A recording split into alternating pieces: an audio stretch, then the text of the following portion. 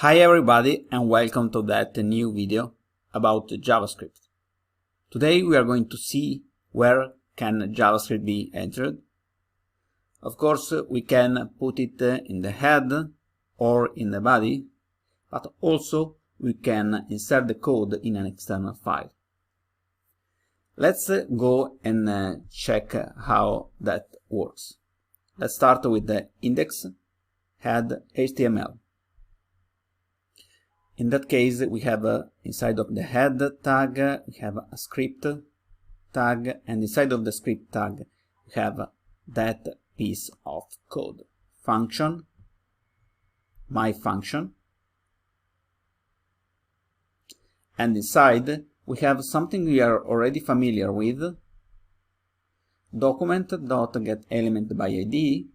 We are going to call the demo ID that we can find here in a paragraph, and we are going to insert the paragraph has been modified if someone acts with a click on the button that we call test. Let's briefly demonstrate how it works. Let's refresh the page to go back to the beginning situation, then we click test and we can see the paragraph has been modified. So that's for the head. If we want to insert in the body, it's very similar, except we are the script here, all the same code we have seen before. We have the function that is called my function, and inside we have that method that refer to the ID demo and say insert the text, the paragraph has been modified. Let's save it and go to the second page.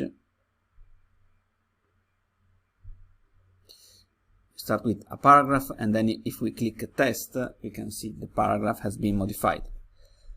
But that's not all, because we have a third method that is the best, because as you see, if you have a project of some grade of complexity, you might want to keep technology separated, so have an HTML page that is like a blueprint, like a skeleton. Then you have the CSS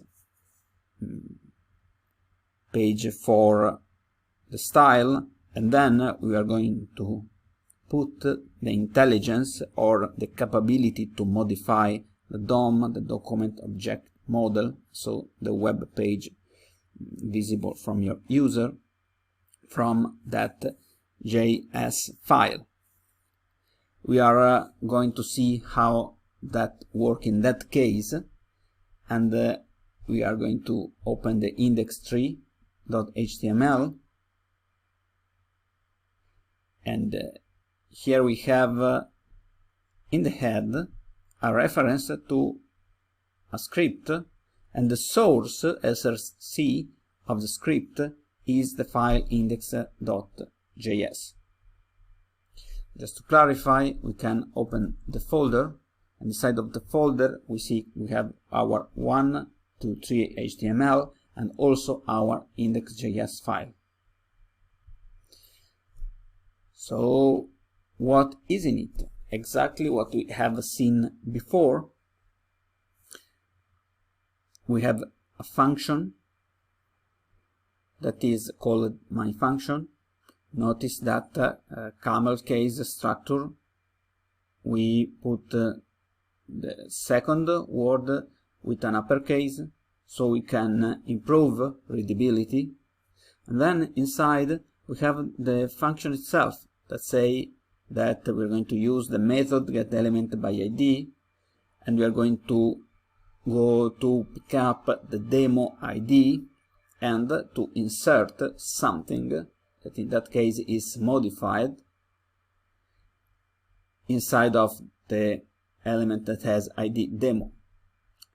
In that case is that element that has the text paragraph, and after the click we just call the function myFunction, and we change the content. Okay, let's refresh the page, and the beginning has a paragraph. Then when we click test, change in modified. So nothing so complex to see here. Of course, as I said before, I suggest to insert the scripts in an external document, so that you have the following advantages. First of all, you separate HTML from code. Second, you make HTML and JavaScript easier to read and maintain. And then cached JavaScript files can speed up the loading of pages. Of course, here we are going through a very simple code, but imagine you have a lot of different functions and that you have it inside of your body. How is hard to maintain them, to understand them if you are reading the code of another people? And how is clear if all the functions you're using, all the elements you're using are inside of an external file, like we have done now?